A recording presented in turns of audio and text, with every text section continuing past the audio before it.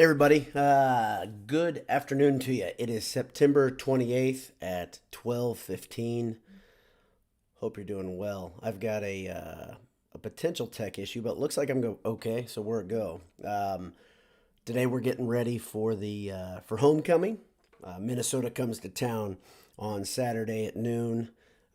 Purdue is coming off a win, 9-13 over Illinois, where they played really three quarters of more than three quarters. Let's say 7/8 of uninspired offensive football, followed by one great drive to end the game, and that was enough to beat Illinois. As Anish and Jay and I said at during the Handsome Hour last week, Illinois is not a very good team. I still believe that. Purdue was down a host of players. They were down, of course, Bell, Rice, Doru, Horvath still. They lost Dean during the game. Cam Craig, I think, didn't play coming into the game. Trice was out during the game, and I think I'm missing a couple still. Payne Durham was lost during the game. Garrett Miller's coming off of injury. He's a little nicked up still, but he's relatively healthy. But to be down your number one tight end, your number one running back, your number two running back, your number one receiver, your number two receiver, is pretty tough on an offense. I don't think anybody can debate that point. But to score that few points and to call the game as it was called by Brom is pretty tough to swallow for me as a fan. The play calling continues to be head scratching at best. Perhaps the issue is confidence that Brom doesn't have the two deeps. He doesn't believe that they can do it. They can hold their own when he calls things that are off the beaten path a bit. I don't know, but Andrew Day has a good early point saying thankfully the defense is better this year. I'm going to talk about that, Andrew, and I completely agree. The defense is obviously a catalyst for Jeff Brom's team. There's no doubt. And I'm going to talk a little bit about how important that defense is here in a moment as I look to the past to talk about the future of this season. So we saw a couple interesting things. We saw Plummer get benched again for the second time in two games. This time AOC came in. I think he threw one or two picks again. One of them was right off the hands of Bilodeau.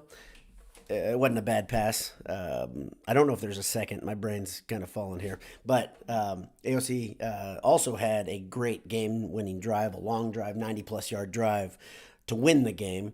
AOC's pretty good at moving the team down the field when the pressure is on. There's no doubt about that. So a big question that a lot of people have probably going into the Minnesota game is who's it going to be? Is it going to be Plummer or AOC? As Jeff Brom talked about yesterday in his presser, he said that an internal decision will be made, and they will talk to the team about that, of who's starting at quarterback. I think it's an easy one at this point. I think you have to start O'Connell for multiple reasons. One reason is after you've yanked a guy around, like Plummer has been pulled out of games, I think it shows that you don't have a lot of confidence. He probably feels that way, so it's good to move on, move forward at this point. Both guys can play. One second. Both guys are capable quarterbacks, but with the offensive line the way it is right now, you need to have a quarterback that's getting the ball out of his hands quickly, and Plummer has really struggled to do that. There's something about the way AOC, he gets his drop is quicker. He gets the ball out quicker. I still think Plummer's arm is better, but you can't argue with O'Connell's decision making in that he makes a decision very fast. And in a situation where you don't have any time, which he does not have any time, neither does Plummer, you've got to have a guy that is good at releasing the ball quickly. Also, AOC does tend to stretch the field. He made a very, very, very, very, very, very good decision in making Yassine his primary target for a couple of drives. Yassine had that amazing outstretched catch, and I'm not sure, I know that didn't lead to a touchdown, but it was a catalyst to show, okay, we can move the ball. Purdue can move the ball. I've been begging to see Yassine in a significant role for a while because I think he has huge potential. He showed his potential. He showed what he can do. He's got great length. He's got good speed, decent route running at this point, which will get better. Another interesting subplot. There's a couple here for the receivers. One of those, of course, is Milton Wright dropped he dropped one ball, and then he had another route where he slipped and wasn't near the ball when it came down, but he made up for it. He had two great catches. One of them should have been targeting again. Illinois, exactly as we talked about both here at the QuickCast and in the Handsome Hour, Illinois hits hard and they're pretty dirty. And then on top of that, they got coaches who seem to encourage that. They showed it when they stood over a Purdue injured player. I think that was Dean, and it almost caused a fight. I am no fan of Burt. I'm no fan of Illinois, and I really don't like Brown. I think he's a linebacker or strong safety. I can't remember, who should have been ejected twice. Of course, he was not ejected at all because Big Ten officiating doing what it always does. So Purdue heads into Minnesota game. They are favored, which is pretty surprising, I think, for most Purdue fans if you don't pay attention to things outside of Purdue. But here's the story. It's real simple. Minnesota played Bowling Green last week. Minnesota was favored by 30 points. Minnesota lost to Bowling Green. That simple. In that game, Minnesota couldn't move the ball through the air. 5 for 13, 59 yards, 2 interceptions. They can still run the ball. They will be able to run the ball. They will try to run the ball against Purdue. That's what defines them. Even without their first running back, they're still really good. That's their offensive line. Those guys are road graders. They're tough to stop. Purdue's front is going to have a really good challenge. Hopefully, Dean will be out of percussion. Let's try again. Hopefully, Dean will be out of concussion protocol. There we go. And if he is, that would be a big difference maker for the defensive front. Of course, Karlaftis continues to play great. He was clearly on a snap count, which was really interesting to me. He played 60 snaps. I believe Graham played 70 snaps last week. The thing that's interesting about it is that during that final drive when Illinois was going down the field to try to beat Purdue, Karlaftis was nowhere to be found. He wasn't on the field. In fact, he was on the sideline without his helmet, which I was like, oh no, is Big George hurt? Of course, he was not. Came in, pressured Illinois' quarterback again, did what he does, and Purdue closed out Illinois, thankfully. Partially because Illinois doesn't have very good quarterback play, partially because their wide receivers on the outside aren't great. Regardless, Purdue's defense rose to the occasion again, and they are the difference between a 1-2 or let's see, Purdue is 3-1 right now. I think they would have lost 2 more games, so they'd be 2-2 right now versus 3-1. It's a much better place to be sitting in this seat versus the other. Let's look back to the past for a second at some of the problems Jeff Brom teams have had in close games, both versus respectable opponents and bad opponents. Okay, let's go way back. If you go back to 2017 and you look at, they lost to Rugger by 2 points. That's that painful, one of the most painful losses in Brom's era. They lost to Nebraska that year by 1 point. In both games, they had chances to close out. They also had chances for offense to do things, but they didn't do it. But they had chances. They didn't do it. In 18, they lost to Eastern Michigan, of course, by 1 point. That was that horrible rainy game. Eastern Michigan was not a good team. Even as we prove out, we can look back through the prism of what we know now. They were not a good team. Missouri was a 3-point loss that year. In the last 2 seasons. Now let's get focused on the more near history. You have Nevada, 3-point loss. Minnesota, 7-point loss. Iowa, 6-point loss. IU, 3-point loss. Northwestern, 7-point loss. Minnesota, 3-point loss. And Rugger, 7-point loss last year. What's my point? My point is when you lose by a possession, at some point the defense has to step up and stiffen and stop the bleeding and end the game, right? Some of those games, they were asking the defense to do too much. But many of those times, it just would have been one stop away from winning the game.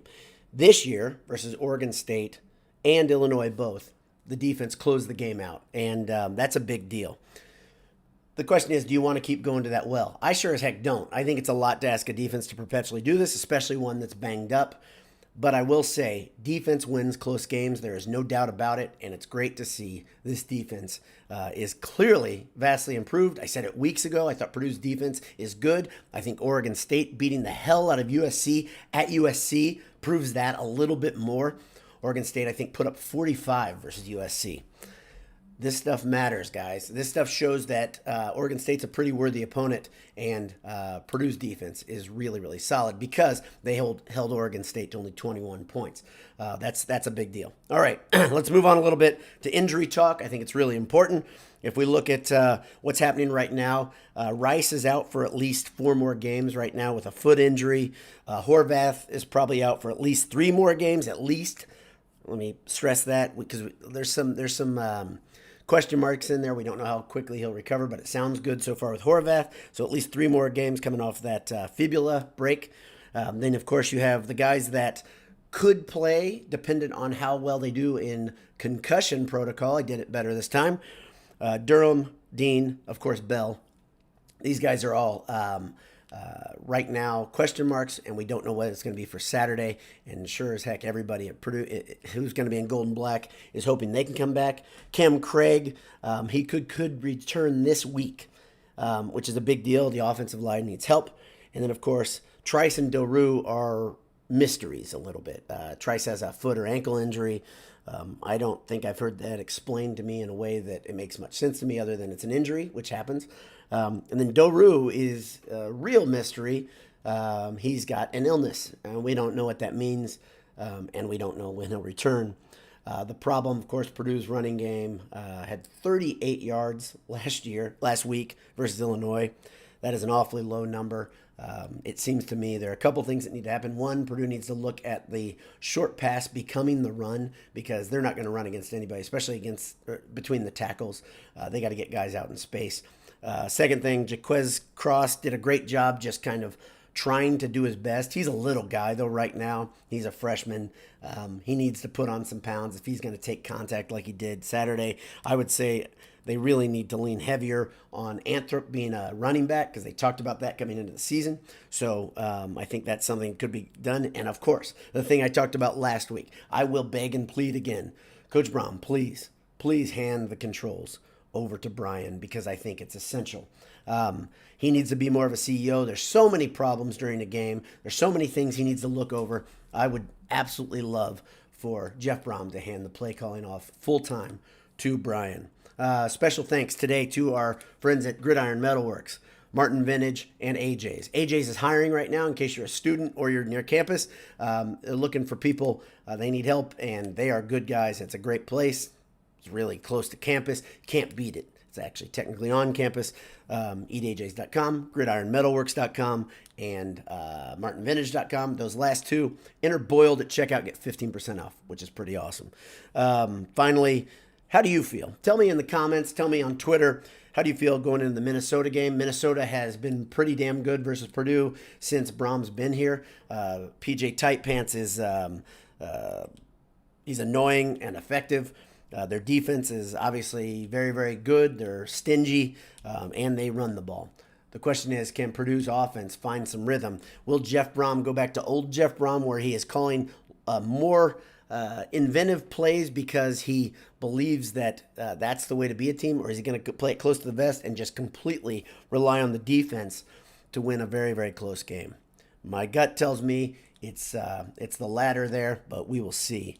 I am very doubtful in our offense's ability to move the ball effectively and consistently at this point based on the weapons that are available, and the offensive line play is at best a work in progress, at worst not going to get there this season, sadly. So there's some things have to change for Purdue's offense to become potent again and look like it's legit and an offense that can make some noise in the Big Ten. Purdue sits at 3-1. They're atop the West right now. It's a big deal, but it's very early. Lots of football left to be played. Andrew Day says he's nervous right now, and who doesn't want to beat PJ Fleck? Everybody wants to beat him. I'll be at the game Saturday. If you see me, say hi. Look forward to seeing you. If not, see you here or see you at the Handsome Hour. We'll have a Handsome Hour again later in the week. We'll probably broadcast live, and I'll do another quick cast about a week from now. Thank you. God bless you. Have a great day. Hammer down. Talk to you soon.